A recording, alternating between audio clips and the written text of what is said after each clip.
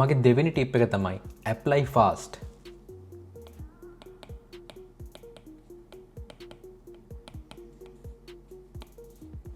මොකක්ද මේ apply fast කියන්නේ?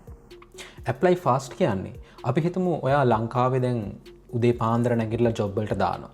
ජොබ් වලට දානකොට ඊයේ ක්ලයන්ට් කෙනෙක් දාලා තිබ්බ ජොබ් එකකට දැන් ඔයා apply කරනවා. එතකොට දැන් already ඒ ජොබ් එකට දැන් 50ක් 100ක් විතර දැන් apply කරලා තියෙනවා. ඔයා එතකොට දැන් මේ අවස්ථාවේදී ඔයා ජොබ් එකට apply කරාම හදිසියේවත් ඒකට 50 දෙනෙක් විතර apply කරලා නම් තියෙන්නේ. ඔයාගේ ප්‍රොපෝසල් එක යන්නේ 51 වෙනියට.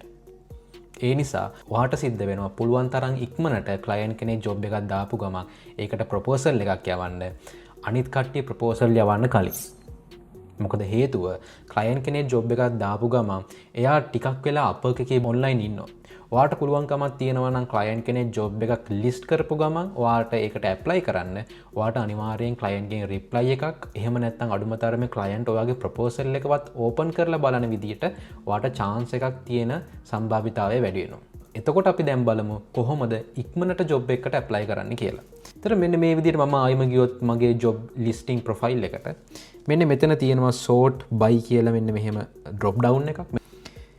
ඒක වාට පුළුවන් most recent කියන එක මෙන්න මේ විදිහට select කරන්න. එතනදී වාට පෙන්නනවා මෙන්න මේ විදිහට posted 7 minutes ago. මෙන්න මේ job එක posted 44 minutes ago. මෙන්න මේ job එක posted 1 hour ago. මෙන්න මේ විදිහට ඔයා sort කරොත් වාට පුළුවන් හොයාගන්න most recent jobs ළඟදිම දාපු jobs. එතකොට ඔයාට පුළුවන් අනිත් freelancers apply කරන්න කලින් ඒවට apply කරලා ඔයාගේ proposal එක අනිත් freelancers ලගේ proposals වලින් උඩට අරන් එන්න. මේක තමයි මගේ දෙවෙනි ටිප් එක. You have to apply fast.